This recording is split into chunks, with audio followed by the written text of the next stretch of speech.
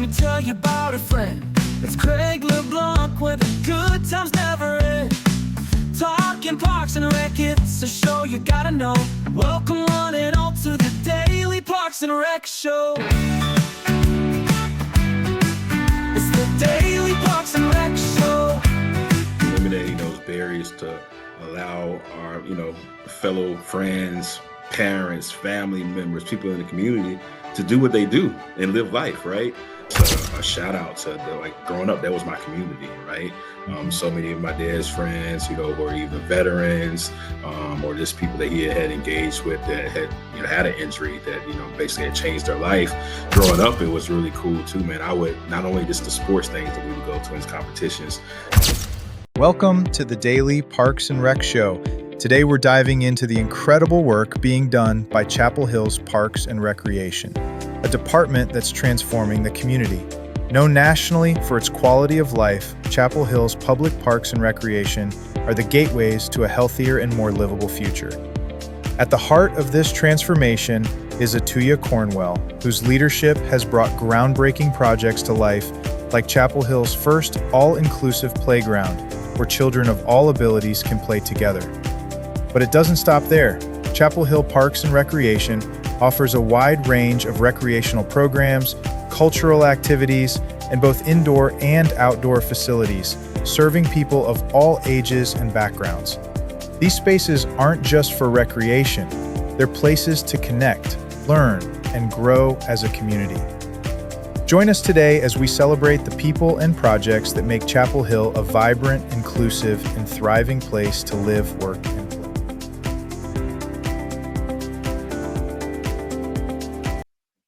All right, we're live again. This is Craig LeBlanc, the doorman with the Daily Parks and Rec Show, Leaders in Parks and Rec. 12 noon, Monday through Thursday, on just about every social media platform you can shake a stick at. We're live here with Atuya Cornwell. How are you doing, Atuya? All is well on a Thursday, and it's a great day to be in North Carolina. And Craig, appreciate the opportunity and excited to be here. Yeah, we were just chatting about South Carolina. There's a big oak tree called the Angel Oak. It's Okay. famous among tree people, and the last guy had it as his background. And Nice. Well, I'm from North Carolina, man, but South Carolina holds a dear spot. So my 97-year-old grandma still resides in Chester, South Carolina, and my parents are from Chester, South Carolina. So big shout out to grandma, 97 years old strong, for sure. Man. For sure. Hopefully we all live to be. How's she doing? Still got quality of life? Absolutely. And still makes the best macaroni and cheese. Oh, 100%. Don't say that, man. That's my weakness. And macaroni or the cheese does not like me, but I love it. I get it. All right. So Atuya has when we talk about what is your why, how did you get into Parks and Rec, what motivates you? This guy's got a why on steroids. So I'm really excited about having you on the show. But maybe tell us a little bit about how you got into Parks and Recreation. We'll kind of start there.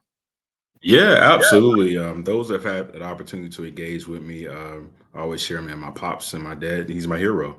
So growing up, man, my dad became paralyzed when I was about 5 months old.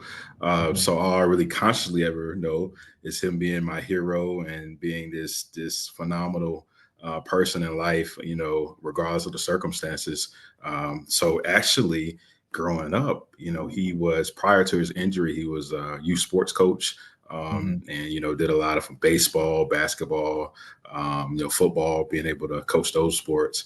So after his injury, really a part of his rehabilitation process was getting back engaged with sports and recreation on two levels. One, being able to go back and be a coach, but also, this guy became a Paralympic athlete, represented the United States in the 92 Paralympics at Barcelona, Spain. So, in the 80s, right there in the mid 80s, doing a phenomenal a lot of traveling, a lot of connections when it came to wheelchair sports. And his main sport that he participated in, he was a powerlifter, weightlifter. So heavyweight division. So in competition, man, he got up to 475 in Puerto Rico one time. And in the 92 Paralympics in Barcelona, and I had the opportunity, like as a sixth grader, to go over with my dad and my mom and be able to cheer him on, and he finished 5th overall. So reasoning why I'm in Parks and Recreation, one, man, and I always share that I'm just already super passionate because growing up, Tuckaseegee Recreation Center in Charlotte, North Carolina was my community center. And I went to elementary school on the other side of town. So my connection really to my friends in my community was a park and rec facility. Same time as my dad was going through his process. So I'm about 4 or 5 years old. And I really, really always just have an appreciation. And I probably have developed this appreciation a little bit more over the last 5 to 10 years. But I think about George, Tom, and Miss Shirley. They were the rec center, program directors and leaders at that facility. And not only did they provide a phenomenal recreation experience for me, growing up as a 4 or 5 year old, to be able to do those first things that park and recs often, help out, going to the zoo, learning how to play t-ball, basketball. But the coolest thing they did, man, was really made a space for my dad to be a father. And this is in the 80s, right? This is before the American with Disabilities Act. This is when we still had a lot of those things we take for granted now, like, ramps and lifts and accessibility, and just an overall welcoming spirit. But think about in the mid 80s, those park and recreation professionals was innovators, right? And so when it was time for us to go on a field trip to the zoo, they made it possible for my dad to be a dad. And they also welcomed him back to be a coach. My dad actually coached with some private entities, right? And at the time, this is the mid 80s, they weren't as accepting of him coming back because they felt this because he had this physical disability maybe impacted him overall, right? But they welcomed him to be back as a coach too. So I would say that's just the reasoning why I'm so passionate and thankful to be in this field. So, man, I went to college, went to the University of North Carolina at Greensboro, exercise sports science major. Prior to that, I did kind of dabble and maybe wanted to be a zoologist. Shout out to Jack Hanna, like watching that every Saturday morning, but made the transition and I actually had a great experience to be able to see a little bit of professional sports as well and the business side of sports. As an intern back in the day with the WNBA, Charlotte Sting, that's when Don Staley was playing for them, Andrea Stinson, Allison Feaster. They gave me the business side of sports, but also during that same entity, having the opportunity to connect and see some of the other elements of Parks and Rec. So straight out of college, man, got my first opportunity to start as a rec leader with Mecklenburg County Park and Rec. So that's the long story for it, but I really, with like so much of my life, man, a lot is just inspired by my dad and my mom, just being phenomenal role models for me growing up, and just fortunate to be in a field that impacts people that impacted my dad. Yeah, and that's a huge lift. So you said he bench pressed 475 was his that was his max. God. That was his max. Yeah, absolutely. Like I said, I remember when I went to Louisiana Tech for a couple of years, and they had one of the best powerlifting teams in the country for a while. Okay. I was also a Kentucky cheerleader, and we had a couple of powerlifters on our team. Yeah. I remember my height. I got up to 300-pound bench, and I missed that thing so many years, like a goal of mine. And when I finally hit it, I could not have taken a single ounce more. To think that someone, anybody, wheelchair or not, could push another 175 on top of that. It's just it was phenomenal to see him. And I always share, man, he was also a little, probably, I consider myself a little bit more of an introvert, but my pops is definitely not. So just think about like Ric Flair coupled with Muhammad Ali. So he had the whole persona, right? And it was always amazing, especially at the National Veteran Wheelchair Games.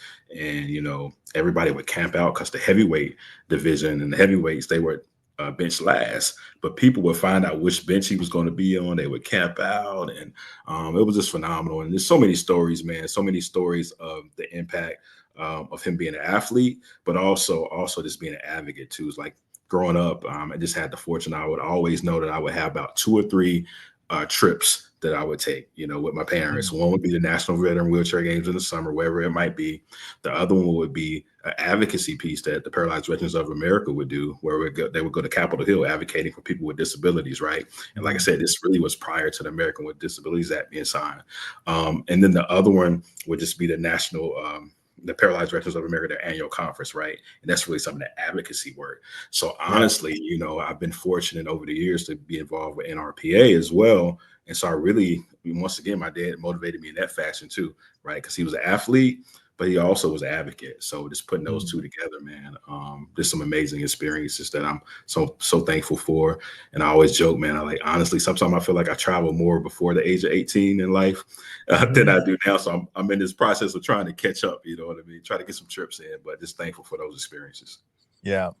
And then, you know, a lot of times we talk, and it's sad that the word inclusivity has gotten somewhat politicized, but this is the part of inclusivity that I think is super healthy. And I think everyone, you know, 99% of people can agree on. And then, so maybe speak a little bit about what inclusivity means to you, and then what, you know, what it, like you said, what was it back in the 80s, and what are the Mhm. things that we've done between the 80s and now to include people like your father, but then in general, the mindset of inclusivity. Yeah, absolutely. To me, it's just eliminating those barriers to allow our, fellow friends, parents, family members, people in the community to do what they do and live life, right? And this a shout out to the like growing up, that was my community, right? Mhm. So many of my dad's friends, who are either veterans, or just people that he had engaged with that had, had an injury that, basically had changed their life.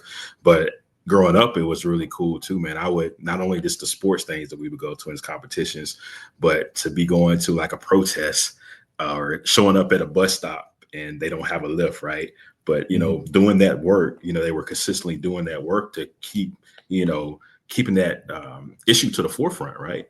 Mhm. So I'm just, proud to be a part of that community and growing up, even growing up when they were like having basketball practice, right? They would let me hop in a wheelchair and I'm able to play, basketball with them and so forth. So this that element, like I said, it's sometimes we take it for granted now, right? If you went back there during that time, but it's just happy. I'm just so happy to see where we're in. There's still, things that need to occur, but inclusivity to me is just really giving people an opportunity to live and be and do what they do. If you just eliminate certain little small barriers, right, and we'll be amazed what that means. You know what I mean? Fortunately, a couple of weeks ago, we had the opportunity to open up a new inclusive playground, our first ever all-inclusive playground in the town of Chapel Hill. And the Mhm. coolest thing that day was, thanks to our friends from Chapel Hill Transit, prior to the ribbon cutting and ceremony, I rode over with a couple of our team members from Parks and Rec to a local elementary school where one of their a couple of their classes were coming, and bringing some participants that really were excited and being the first to be able to use our inclusive playground. So as we ride over and we're in the transit bus and we get into the park, and it's kind of cool when you come into Chapel Hill Community Center Park, because a little bit of a hill right there, and then you see this brand new inclusive playground, phenomenal Oh, color wave that we use, and the smiles on the bus. uh-huh. With the kids, man, that really just made me feel that's what it's all about, right? That's Mhm. what it's all about. And then to see them to be able to go out there and experience a new inclusive playground, and just do what they do, right? Be able to do what they do. It's a simple, it's kind of simple phrase, but just kind of eliminating those type of barriers. And then it's a domino effect. There's so many things from my dad being, a wheelchair athlete and participating in that, but the confidence that it built, right? The other Mhm. elements that it helped out. And similar to, us, me participating, I was playing little league t-ball or basketball, right? It's just those elements of participation and being able to be involved. And I think the coolest thing when I think about my dad too, not just him being an athlete, but being a coach, he really at the time, growing up, at that time, a lot, even the like my other teammates, kids, that might have been the first time that they had an opportunity to experience and be up close in person and have a relationship maybe with somebody that's in a wheelchair, right? But Right. because they had that experience, just imagine the doors and the educational pieces they got to see on a daily basis.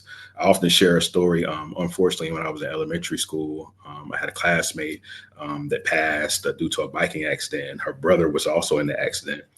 And a couple months back in his rehabilitation process, he came back to our school. And I know one thing he really appreciated, because I had been, that's my community, with my dad and being around others that might have injuries and stuff like that and utilize a wheelchair. A lot of other people, when he came back to school, was kind of timid, stuff like that. Man, I'm on the playground pushing them at times, knocking him out of the chair, you know what I mean? But he really appreciated that, right? Yeah. So I'm just thankful for those experiences, and to this day, and to now be where I am now, and to be a director and be a park and recreation professional, and on a daily basis in the town of Chapel Hill, we have a phenomenal adaptive recreation program. Also, the Special Olympics of Orange County is facilitated at our office. So I have teammates, man, that just do a phenomenal, Mm. phenomenal effort, and and connecting with the community and providing experiences. And these are experiences, man, that not only empower the participants but also empower their support system. And it's just so many times, man, when parents come up and say, thank you, thank you, thank you for the programs that y'all provide, just the confidence that it instills, not just for the participant once again, but for the entire family. So Yeah. just thankful for that, for sure. Yeah, and that's a huge value that those people play in our society. I'll give you at least my thoughts around it. I think there's not a human among us that doesn't get feel paralyzed against the obstacle we're facing and just get Hmm. demotivated. And whether it's fear, you think you can't do it, you think you're not good enough, you're not old enough, you're Right. not qualified, you're not rich enough, you're not the right whatever. And so you just get frozen up and you just get stuck in this limiting belief. And then someone like Absolutely. your father comes along and he's got a very apparent, obvious disability, and it's not stopping him. And so now Mhm. you have to contend with your fears in a healthy body next to a man who's not letting it hold him back. And that's just such a powerful message when you inevitably face things that just stop you for whatever reason. Someone like your dad 100%. up and you're like, well, I guess I don't have that excuse anymore now that this Right. man cruised on up and Right. Right. Yeah. 475. So Yeah, that's just absolutely, absolutely. So, like I said, man, always just so very thankful for those experiences, and it's, as you say, it's something that you can lean on. We all have ups and downs throughout our day, through experiences and whatnot. But just having that, and often with my dad and my mom, they're a tag team duo, but often not just even just with our family.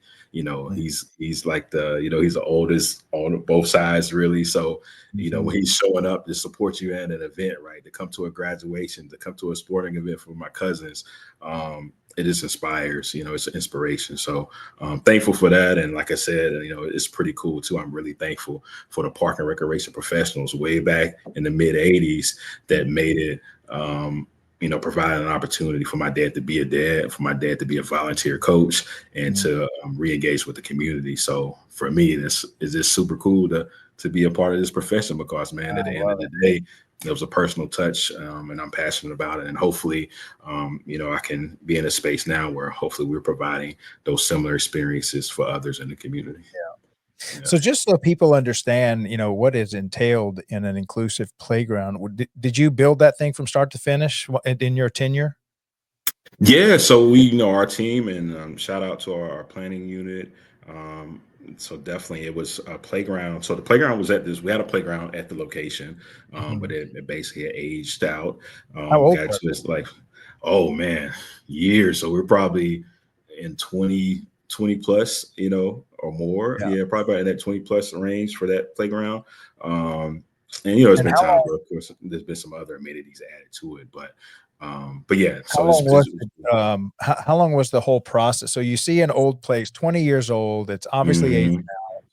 And so was it like a one, because how much did y'all spend on this playground? Usually these things are like easily a 500,000 on up to a Yeah. million. Yeah, so What? we were right at, yeah, fortunately we this was a project that was funded through ARPA. So ARPA Mhm. funding. So we were right at that 500K mark. Yeah. So we fortunately had, prior to um, actually getting the approval for the ARPA funds to be used, that we had also had some studies being that went on for inclusive playground, as well as some feasibility study centered around the splash pad. So we already kind of had that information in the What's the mix. time frame? Like start So to finish? man, yeah. So they started in January, as far as we shut it down a Mm. little bit in January, and then we had the grand opening we're looking about 4 weeks ago. Yeah, Yeah. about 4 weeks ago. So they hit the ground running. But when it came to some of the engagement and stuff, we definitely started back in the fall of 2024, just kind of re-engaging with the community and getting the excitement going and so forth, and having an opportunity for them to see some of the plans. Also having some key community members and members from that utilize adaptive recreation services as well to be a part of the process. So definitely, like I said, a big shout out to our planning team for the work that they did with that process and leading and ushering it in, and really being something where it was community, a lot of great community engagement. Also the park and rec professionals, right? Like our team members that, work in the space of adaptive recreation, our team members that are certified playground inspector, being at the table to be able to contribute to a really phenomenal location. And like I said, it also has the bright colors right behind it. We have a rose garden that's facilitated by one of our local nonprofits, but it sits within the park. So this is it's a cool backdrop, man. So you got, a time when the flowers are going to be nice and colorful, but you also have this playground as well. So it's definitely exciting, and it's just really cool. And I'm thankful for even the work. I've been in the town of Chapel Hill now for a little bit over 3 years.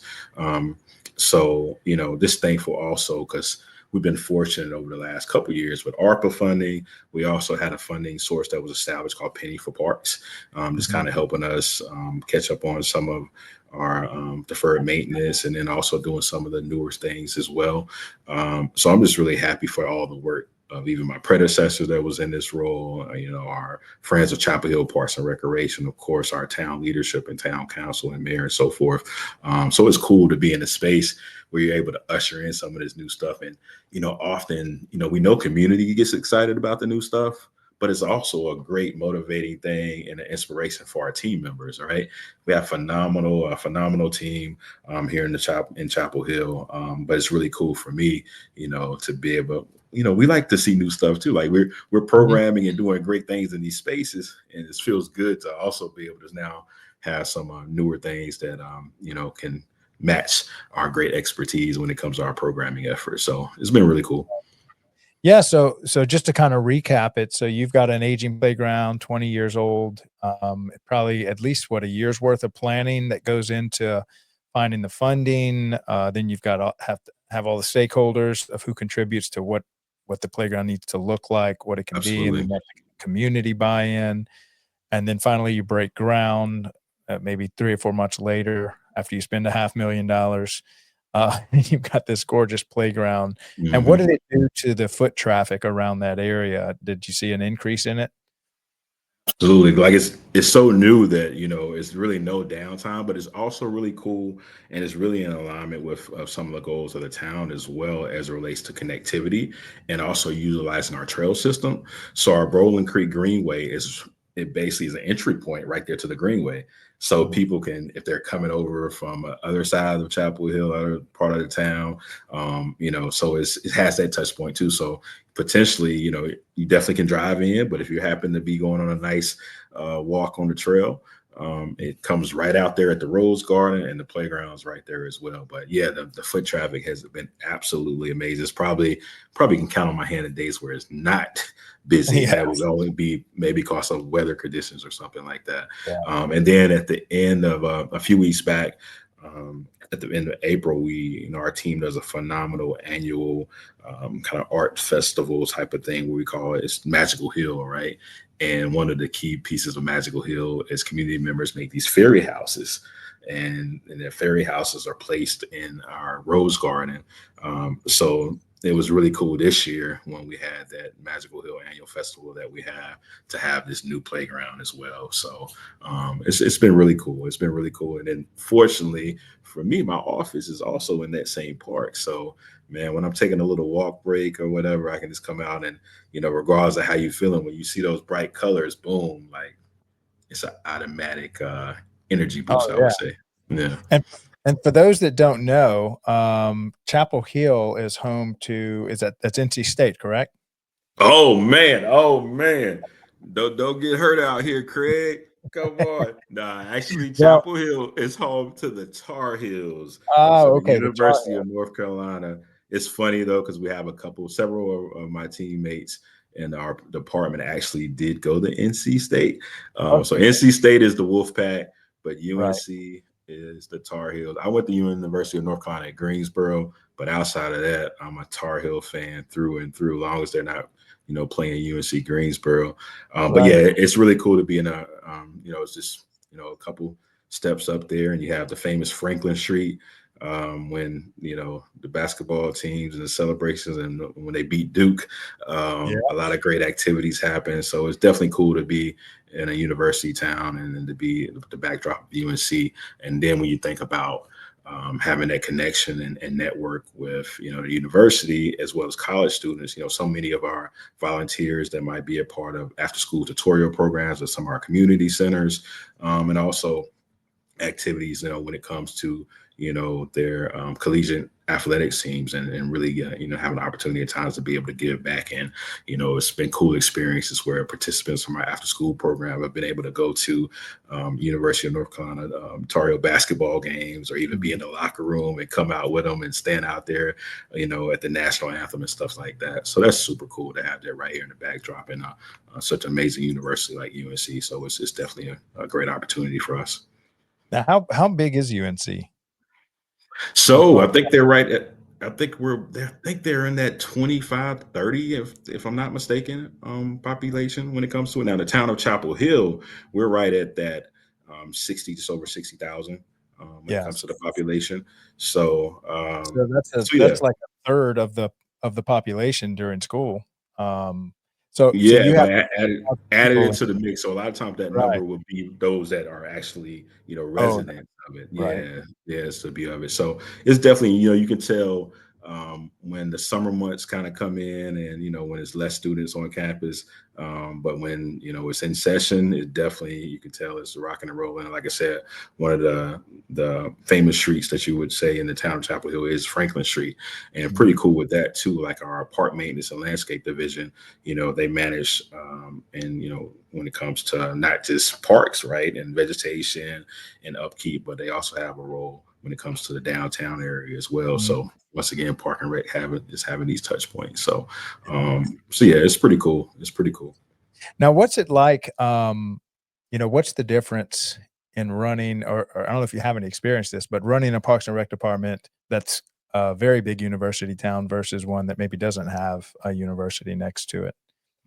Yeah, I think, my experience. So, I started my career in Mecklenburg County Parks and Rec in Charlotte, in Charlotte. And then I spent 11 years in Maryland with the Maryland National Capital Park and Planning Commission, portion in Montgomery, and then 6 years in Prince George's County. So this definitely has been a unique experience for me, one being in a smaller Parks and Rec department, but also truly being in a college town. Of course, in Maryland, we were University of Maryland was a part of Prince George's County. But Mhm. a lot of times when people think about Chapel Hill, they're thinking about the university. Right. So I think the cool thing has been, and not just within the park and rec realm, but the other departments and town teammates, is the reality that we have an opportunity to make awareness that, it's not just the university. We actually have a town here. You have people that live here and so forth. And there's things that there's definitely a lot of, partnerships and things that are, collaboration when it comes to working with the university. But there's also experience, there are a lot of experiences that are cultivated by the town, right? Mhm. And being there for residents that are staying year round, but also being there for the community and students that are here during the school time. So Mhm. it definitely has been a cool experience, and just having, like I said, having that backdrop. And when it comes to, I know when I first got here, having an opportunity to go tour some of the sports facilities and the practice facilities at the Yeah. University of North Carolina. I remember running into the women's lacrosse coach as we were doing our tour. And, she's phenomenal and has coached like Olympic teams and, all of that great stuff. And I remember her just saying, "Oh, I love Chapel Hill Parks and Rec. Like my kids was in your programs and stuff like that." So that's really cool too, to have these phenomenal, it's a phenomenal university, not just from a sports realm, but, from the academia standpoint. But the reality is a lot of those, from students to the professors that work there, to their families, their kids, they utilize town services, they utilize our Yeah. programs. So that's a great opportunity, and also a great awareness piece, and there's nothing like having I think one of the best marketability things that you can have is people that participate in your programs, and they can go spread the word about the experiences they have. So Mhm. that's been the cool Yeah. part.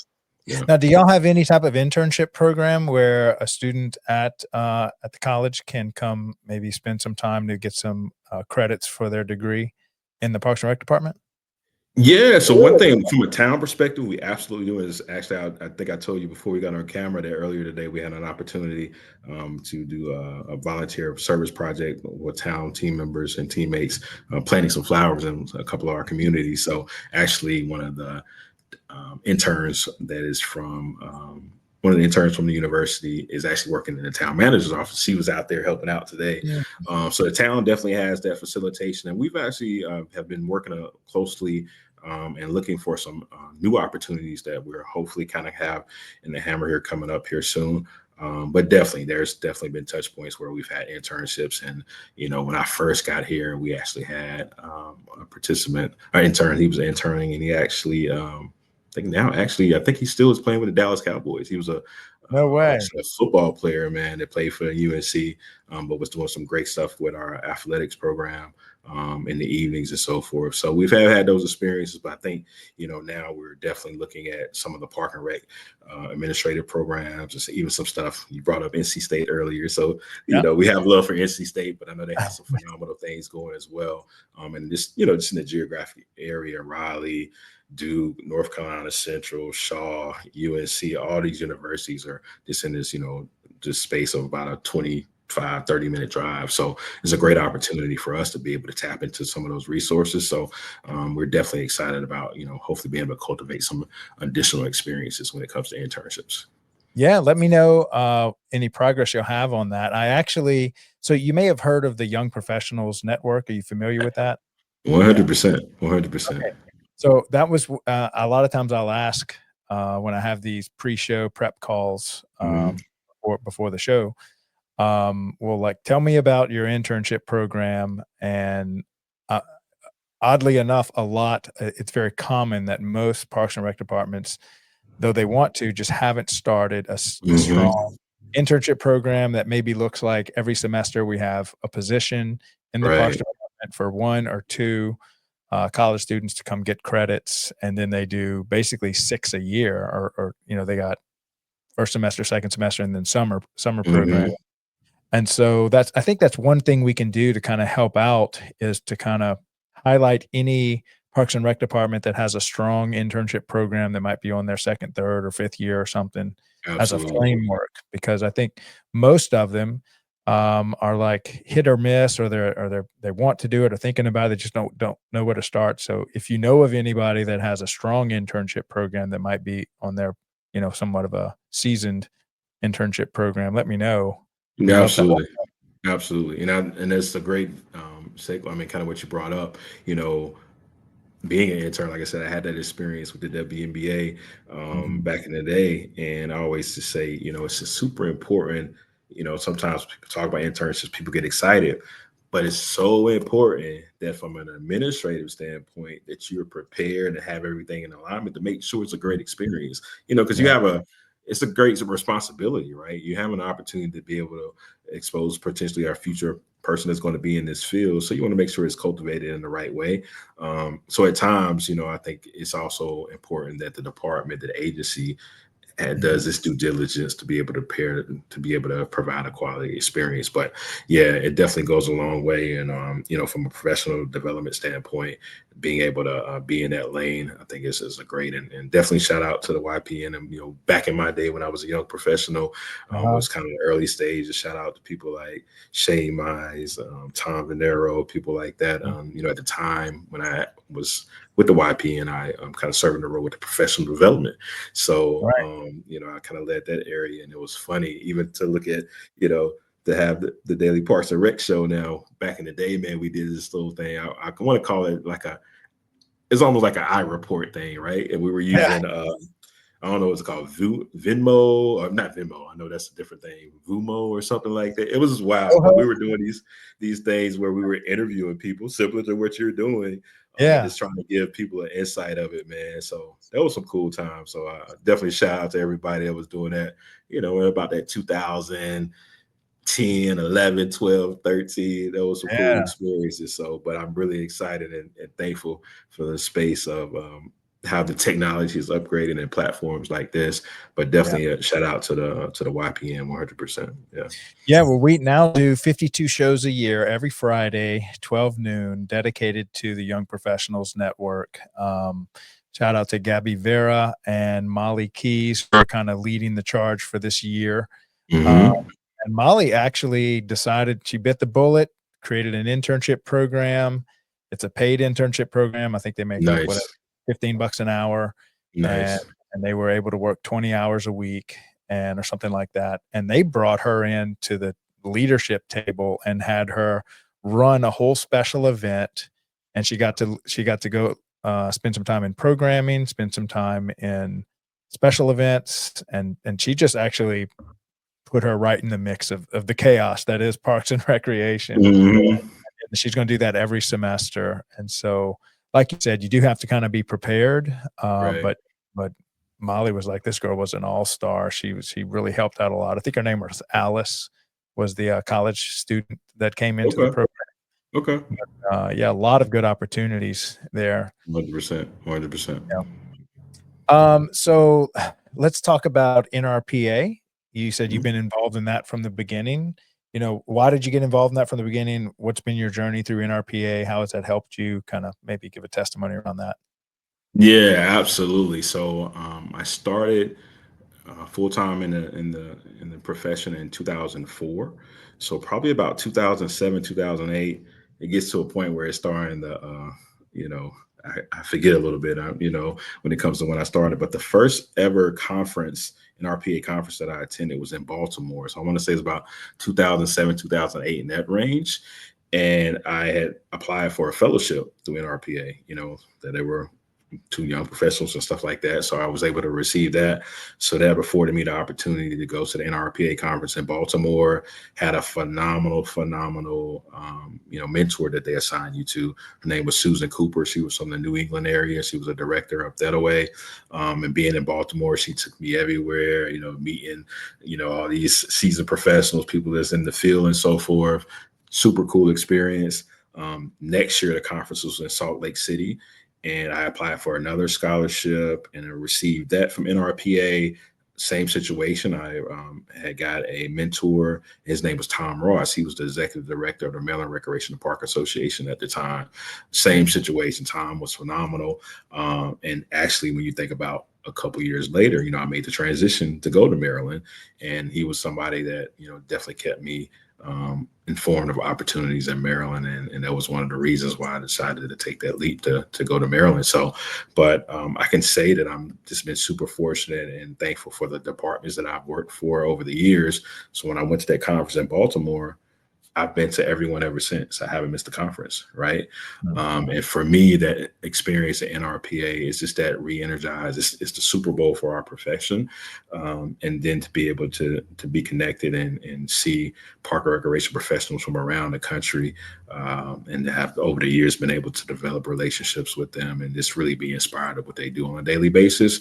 And this one, that opportunity, so I got involved with the NRPA programming committee. So I served on there for about 6 years. I've been and had the opportunity at the time back in the day was with the public policy committee, as well as, like I said, doing a lot of the work with the Young Professional Network. So this has been a phenomenal impact on my career.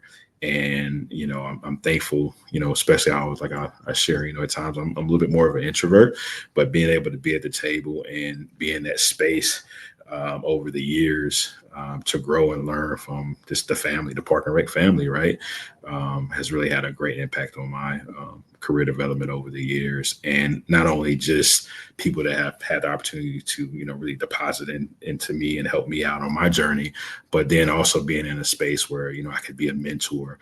And, at the time I had a mentee, but now, I'm having the opportunity to mentor others, and that mentor-mentee relationship, man, is phenomenal because, shout out to a couple of people like Coyote Lewis, he's somebody that, I kind of had the opportunity to serve a little bit as like a mentor to, but at the end of the day, I'm learning from him, right?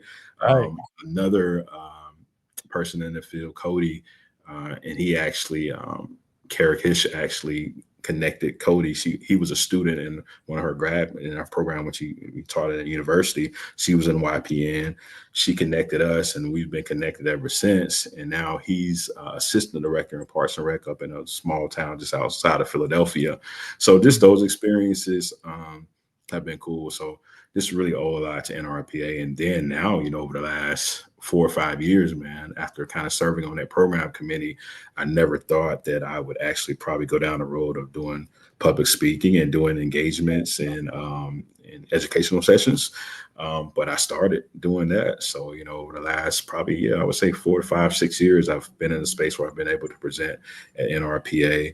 And then last year, I had the great opportunity to come on the board of regents for supervisory management school. So going into year 2 of being able to connect with the profession there. So all of that really comes from, me having an opportunity for that first fellowship, and then just being able to be connected to several phenomenal park and recreation professionals that took the time to really, give me a chance to grow in this industry and learn from, like I said, this phenomenal people, man. That's the greatest thing about our profession. It's the people. And I feel like, I'm not surprised when from my department or other departments I'm not surprised of the phenomenal programs, events, facilities that we have, because we have phenomenal people. You know what I mean? All we just got to do is continue to support and provide them with the tools to support their journey. And the product is going to be amazing because we just have great people in our profession. Yeah, I love that message. If you invest in the people, you have good products. Mhm. Whatever they're working on, it's kind of like that everything they touch turns to gold if you invest in them. There you go. Tell me more about this supervisor. What'd you say, supervisory management school? Yeah, What? supervisor management school. So that's a school that's, of course, put on by NRPA in partnership with NC State, as well as, of course, Ogilvy is up in Wheeling, West Virginia. So like I said, last year, I had the opportunity to become basically on the board of regents, one of the instructors at that school. So it's a week-long school. It's a 2-year commitment, basically. And then, you graduate from the program. Also, they have a revenue management school as well as one of the schools. So, it's been a great experience because, having an opportunity for the students, the professionals that sign up for the school, just to be able to build. And there's so many, from around the country that come for that week-long school. And it was really cool. And like I said, last year was my first year being in a space of being an instructor, and just like in the mentor-mentee relationship. I might be in a spot where I'm facilitating. I often let them know that, hey, I'm facilitating, but I wanted to be very participatory. But you just learn so much from them. And it's not even just the classroom space, but it's the conversations, during lunch, right? Or when they have socials and stuff like that. I'm just learning, and it's cool to just hear from professionals from around the country and what they're experiencing. And often, it's times when we have some of the same successes, but we also have some of the same challenges, which just affords us an opportunity, to address and kind of brainstorm of how we can collectively, build better opportunities, build better experiences, as team members and as park and recreation professionals. So it's been really cool. And then the other cool piece is this is just a really cool board of regents, right? Other instructors, and they're from different parts of the country as well. So I've really appreciated the opportunity to grow with them. And shout out to Matt as well, who works for NC State and leads those efforts with the school. So it's just been a really cool experience. And it's one of those things, man, when you think about it, I personally think about it, when somebody that first went to that conference in Baltimore, never thought, there's so many things I never thought I would be doing. That was your first one, the one in Baltimore? That was how many Yeah, years ago? man. Like I said, I Gosh. think that was 2008 or 2009. Because Yeah, that was my it's first been one in ever. Baltimore again, since then, of course. Okay. Yeah, it's been there again since then. But yeah, it was about 2008, 2000. I had to go back and look at it, man. You never think you'll get to a point where you kind of start forgetting dates and like when did that happen. But man, it's occurring to me now. Yeah. It's occurrence. But yeah, like I said, just been fortunate to be able to go to all of them, even the one that was virtual and so forth, during the pandemic and stuff. So, but yeah, it's been super cool. It's been super cool. Well, it's coming to my hometown in a couple of years. It'll be in New Orleans, so I can't wait. Nice, nice. Yeah, I The actually whole I was in New Orleans a couple weeks ago for the I Oh, think I that's might have right. shared that with you. You did. Yeah, How'd it so go? I did not get to the restaurant that you recommended, but Now you we gotta come enjoyed, back. yeah, I got to come back and check it out. But we did enjoy the food, and the festival was good to see some of Yeah. our favorite music artists. So it was a Who great was time. it, Pearl Jam was the big headliner there, I think? That weekend was Dave Matthews Band, Yeah, Lil yeah, Wayne and the Roots, yeah. Babyface. One of my favorite artists, personal artists, is PJ Morton. He's the Uh-huh. piano player for Maroon 5, but he also has his individual career, and he's won like 5 Grammys. So No he's way. from New Orleans, so it was super cool to be able to see him. His dad is also a gospel singer, so he performed as well. So it was cool. It's the first time I've been to that. It's, as you know, it's a 2-weekend event, so we went the first weekend. Yeah. But it was really cool, and from everybody there, it was one day that was kind of toasty and hot. But everybody was like, "This is great weather. If you wait like a month or so, it's going to be scorching hot." But it was Oh, cool. And I always enjoyed being able to go to New Orleans, just the culture and the people and everybody. So it was a good experience. yeah, love New Orleans. Mhm. It's where my soul resides, even though I'm not always there. There you It's go. home for my soul. You had mentioned revenue management school. Have you been to that school? Actually was in that school. Man, it's such a wild story with that, right? Uh-huh. So, and I joke with one of my team members here at Chapel Hill because she did year one this year. Um, so I told her I'm like the forever year one. And my reasoning is I went my first year was when I was with the Maryland National Capital Park and Planning Commission. It was my first year I did it. And Uh-huh. then year two was when the pandemic hit. So it was a break. And then right when the school was about to happen, the next opportunity, I accepted the opportunity to come to Chapel Hill to be the assistant director at the time. So it's like I kind of been out there. So you know, my word of encouragement is make sure you finish both years when you attend these schools. I have a little bit of a reasoning, right? I have a little bit Yeah, of yeah, reason, but I did definitely did year one, and it was a great experience. And so I have to talk to Matt to see what I need to do. yeah. Let Who me runs get. that? I'd love to get in touch with him. Yeah, Yeah, yeah, we definitely get connected with Matt for sure. Like I said, he's over at NC State, but he has the opportunity now in his role where he oversees those schools, and yeah. facilitates and works with all the boards for the different schools. So yeah, Matt's phenomenal. Matt's What's his phenomenal. last name? Matt what? Or do you know? Yeah, Caruso, and I might have to type it to you, man. I don't have to spell Matt's name correctly. Me Because neither. yeah, but I got you. I'll definitely make sure we Yeah, spell I'd it love out. and the reason is, as I have these shows and I'm understanding at Hmm. a deep level every different component of Parks and Rec, Yeah, some of the shows that are naturally bubbling up that just need a weekly show is yeah, all things finance, from revenue management, deferred maintenance, making sure we're creating financially sustainable park systems. And yeah. I think that's one of those shows that if I don't create it, I might have a mutiny on my hands in the next month or so. Yeah, 'Cause yeah, yeah. Nah, Matt will be great. And like I said, man, I won the 5th grade spelling bee back in the day, so it's kind of challenged me right now. So, Carasuno, Matt, forgive me, but yeah, we'll we'll work cut it out. We'll that's work it it. out. We'll get it to you, Craig. All right, I'll just put it as a placeholder. We'll butcher his name. Yeah. We'll fix it later. Um, okay, so, your phrase, "What's your awesome sauce?" Tell us about that. Mm. Yeah, man. And we, like I briefly mentioned, when I got into the realm of after rolling off the program committee, thought about, okay, I'm going to put a session in. And fortunately, at the time, when I was working in Prince George's County, there was a colleague who definitely I consider a close friend now. The name is Courtney Grange, and he was actually not a park and rec person, but did a lot of work with nonprofit youth development. And he had did a similar subject matter working with educators, like people that work with youth, teachers and so forth. So we kind of talked about in my time on the program committee, I often knew that, when they're looking at those sessions that come in, it was great, it was a positive when it wasn't always just a park and rec person. It was, Right. maybe a combination, right? So I thought it'd be cool to bring Courtney into the space. So we applied Courtney Grange, and our first session was "What's your awesome sauce?" So basically, what's your awesome sauce, man, is looking at what are the things that make you unique, what are the key elements, the ingredients that make you special. When you think about your favorite sauce, Craig, what's your favorite sauce? Right quick, I'm putting you on the spot. Cane's sauce. Okay, you like Cane sauce. Shout out to Cane's downtown Franklin Street. We got one downtown Franklin Street. I have the original location that is about maybe 1,000 feet from where I am sitting. The first ever, Okay, right outside that's of cool. LSU. It's the first That's location cool. ever.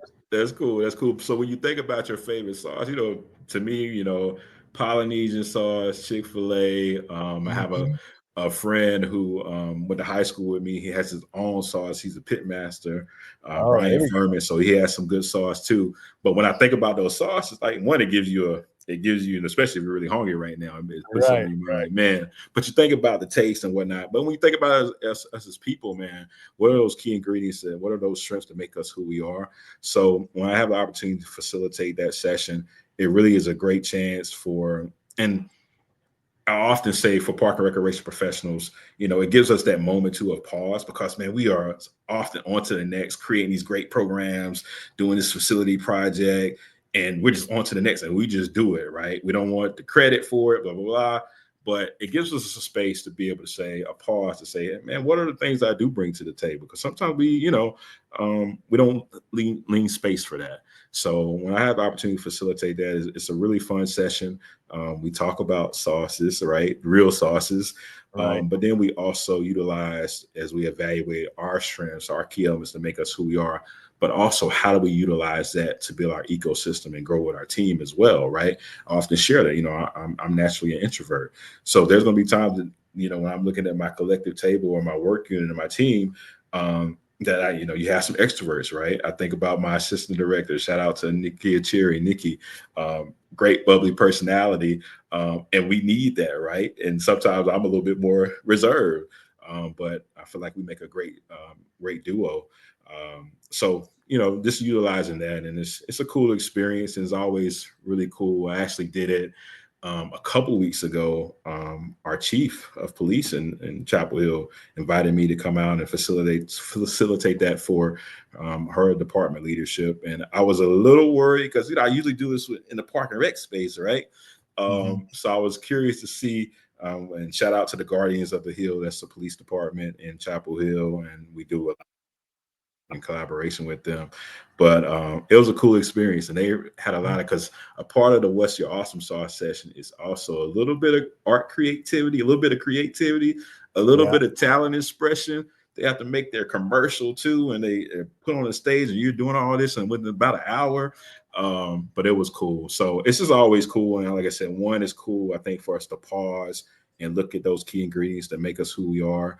And to be able to also utilize how we're going to utilize that to build our network, to build our support system, and our partners that we collaborate with on a daily basis, as far as within your organization and those community partners. But it's also, like I said, giving that pause to identify really what makes you special, what makes you unique. So that's your awesome sauce, man. And it's good to know that they came. So when you come make that visit to Chapel Hill, we're gonna go downtown Franklin Street and get that Cane's for sure.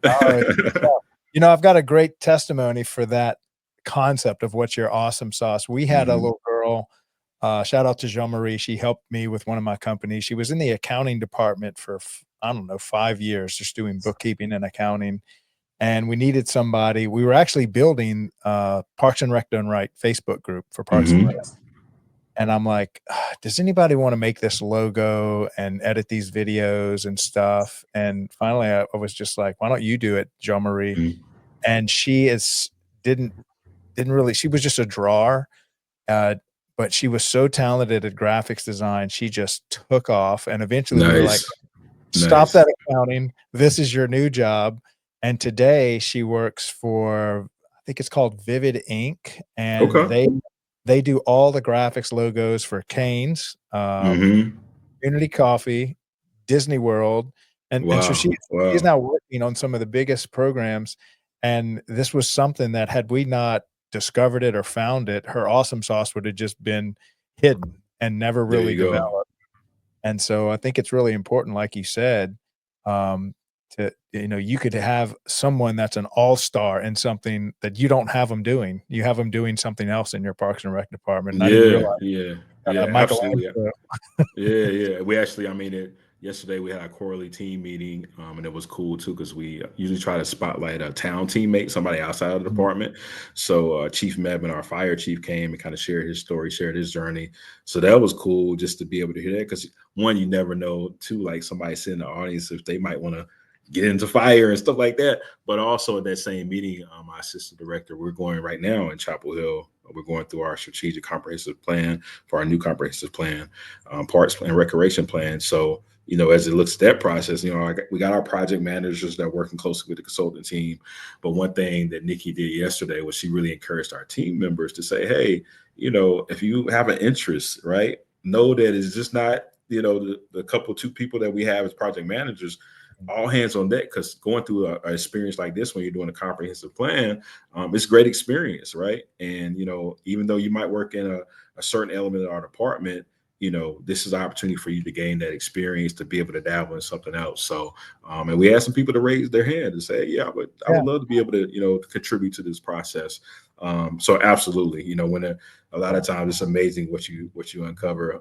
And like I said, I think we are in a profession too, where you don't check the human side and the personal side out.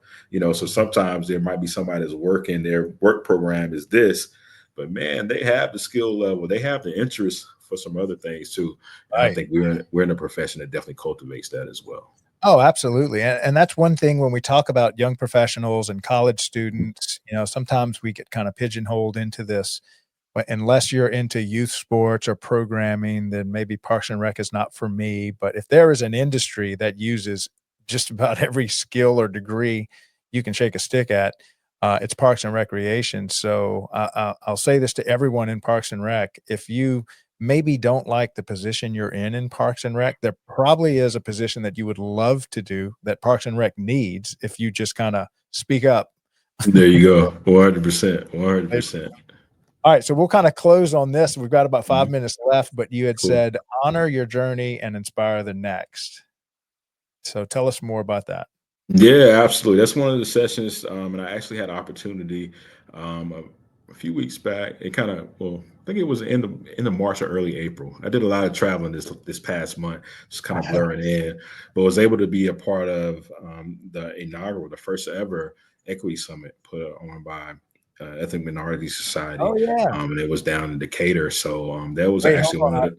I talked to somebody recently. You have to know who they are. Okay. Wait up, let me see. I'm scrolling back. So did you know was it nope, not her. Was it no, that's Jonathan. Jonelle? Jonelle Bailey? Yes, absolutely, 100%, Yeah. 100%. Yeah, She so had she mentioned that program, so she must have attended it, She was what there. She you're was talking about. Yeah, absolutely that's there. She was there. So like I said, one of my sessions that I facilitate is honor your journey, inspire the next. So really, once again, that's an opportunity for us to pause and think about, how we have potentially got to this point in our career, in life, and so forth. So you're honoring that process, right? And then as you go through that, recap, evaluation, giving a nod to some of the great moments that have gotten you to this position. And sharing that story really inspires the next. I think about my pops, man. I share this story often. Seattle, Washington. He just finished once again putting the weight up, coming in number one. There was a guy, man, that rolled up to my pops in that moment shortly after he competed. And I was standing there. I was about 12 years old, and he was another athlete. And the dude had tears in his eyes. He's coming up to my dad, and he's like, are you Cater Cornwell? My dad's name is Cater Cornwell. My dad said Mhm. yes. And, I can already see tears in this guy's eyes, this other athlete's eyes. And all he could get out of and in his emotions was, you got me here. He told my Mhm. dad that you got me here. He had to kind of go get himself together, went to the restroom, but somebody that was with him shared with us that this was his first wheelchair games at the time. And he actually, within that year, had became injured. And through his rehabilitation process, he saw my dad's story. Because like I said, you know, I have to share people, man, if you weren't there, like my pops was the man when it came to wheelchair sports. Like, you know, he was in, you know, magazines, ESPN, all that stuff. So this guy saw my dad's story and it inspired him to get to those games, even through a life-changing situation where he became paralyzed, right? So that changed my whole perspective, especially as being an introvert, about sharing, you know, my journey, because your journey can help inspire the next. So yeah, man, down at Decatur, it was phenomenal because often I like, as a facilitator, I like to be able to let the room kind of lead how it goes. You can have a game plan, but there's a portion in that session, man, where I provide an opportunity for those that's in the room to really just give a shout out to somebody that has inspired them, that has helped them along the way. And that moment in Decatur, man, I was super inspired. I really was super inspired just to hear. And these are a lot of people that attended that, you know, I've known for years. And some of the things that were shared, I had never heard, right? And to also be in that space where professionals are giving flowers, giving a nod to people who are actually in the room, and sharing to say, man, you helped me along the way. I'll always cherish what you've done for me and for my development and so forth. We even had people that were singing, "Thank you for being a friend." You remember that from the Golden Girls song? They I sung remember that, right? Shout out to Lakita. But Yeah. yeah, so it's just cool. And like I said, I think a lot of times, if you kind of had to characterize the sessions and stuff that I am able to lead from engagement, it really is taking that time just to pause and, you know, like I said, give reverence, give honor to the journey that we've had. And when you do that as well, it's an opportunity where you can kind of take that, you know, those steps and think about those that have, you know, deposited so much knowledge and gave you you know, inspiration along the way.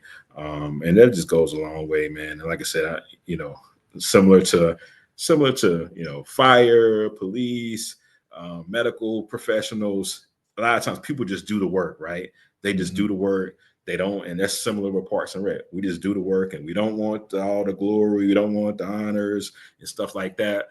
But I think it's good to be in that space to give at times give a pause just to evaluate that and do that. One of the coolest things is you have an opportunity to inspire somebody else's journey. You know what I mean? Just by sharing your journey. So that's a little bit of that, man. But it was Fantastic. cool. Yeah, it was Love cool. it, man. What a great way to close the show out. That was a fantastic show, man. We need to have you back. Appreciate you. So many Appreciate you. episodes we could cover, and I just love your journey into this, and I can tell your why is super strong. And thank you for all the leadership and stuff you do to kind of inspire people yourself. I think you're carrying on your dad's tradition, I so keep it appreciate going. it. I appreciate it. Absolutely will. And once again, I always, man, in these spaces have to give a shout out to the team. So Yeah, phenomenal team in Chapel Hill Parks and Recreation. And it has been this a blessing to me over the last 3 years to be able to build and to be in the town of Chapel Hill. So not just the Park and Rec department, but our entire town team is just phenomenal. So if you get a chance, Craig, when you come to Chapel Hill, yeah. we're gonna go to Canes, but we're also gonna take you to the best university besides UNCG, the University of North Carolina Tar Heels Right. as well. So, Love but it, thank man. you so much. It's been a pleasure, and continue to do great things through this platform. And I'll Yeah. continue to be able to keep watching episodes and learning from phenomenal professionals like yourself. Yeah. Well, thank you so much for coming on the show today. Appreciate you. All right, take care. Yeah. All right, man. What a powerhouse show that was. Great job, Atoya. That was, you know, great testimony. You know, it just shows you the depth of character that people have in this industry, and, you know, how deeply their why goes all the way back many times to their childhood, multi-generational. And these are the people that are in charge of great stewards of the massive real estate portfolio that's put in their hands, and the team members that are keeping these parks functioning and beautiful, and then the team members that are running programs and, you know, impacting kids' lives. And you know, this is such a great industry to cover. I'm so honored to be able to create a media company that highlights men like this and women like this that, you know, really are the salt of the earth and kind of the pillars of our community. So super appreciate everything that people in Parks and Rec do. Glad to have you on the show anytime, Atoya, to come back and tell us more about what you're doing. All right, so we've got about let's see. In about 23 minutes, we have our National Academy of Athletics owner and co-host Aaron Locks coming on to the Youth Sports Mastery, which is our Thursday show. And that'll be starting here in about 23 minutes. And so this is a weekly show all about youth sports. I'll even throw up the logo as a little promo for that. Yeah, there's the logo for that. And we've got a great little commercial. Matter of fact, let me see if I even have the commercial that I can run.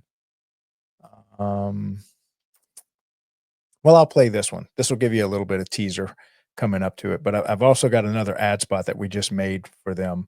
But anyway, let me run this real quick, and then we'll close out the show and get ready for our Youth Sports Mastery show. Essentially, the coordination and the mission and the collaboration of the curriculum that you're teaching the coaches. It's a mixture of everything that sets National Academy of Athletics apart from other franchises or other youth sports programs. We did our research, and we know what's out there. Whether we played it, we did it. We've done every league that you can think of. We've put them in every kind of camp you can think of. There is really nothing like this in our territory. And so the systems are 100% part of it. And you want to have a major impact on your community, we're the right franchise for you.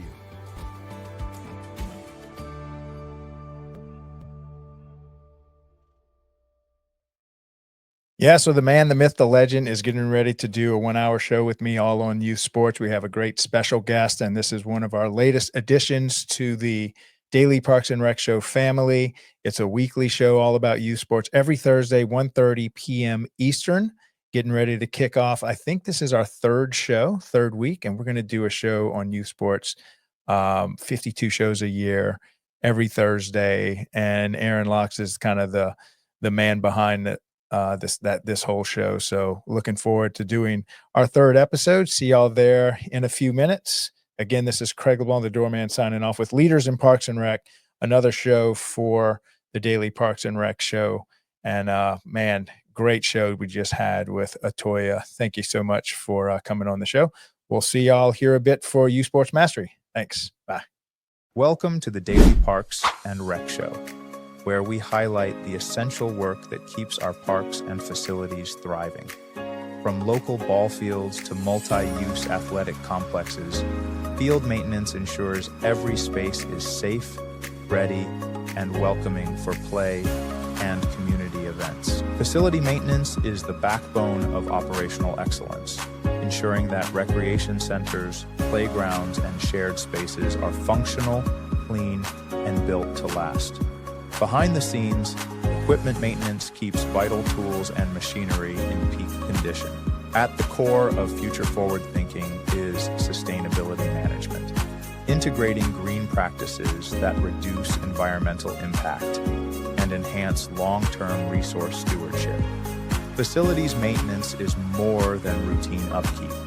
It's strategic, essential, and foundational to building healthy and resilient communities. This is the Daily Parks and Rec Show, honoring the professionals who keep our spaces running and our communities strong.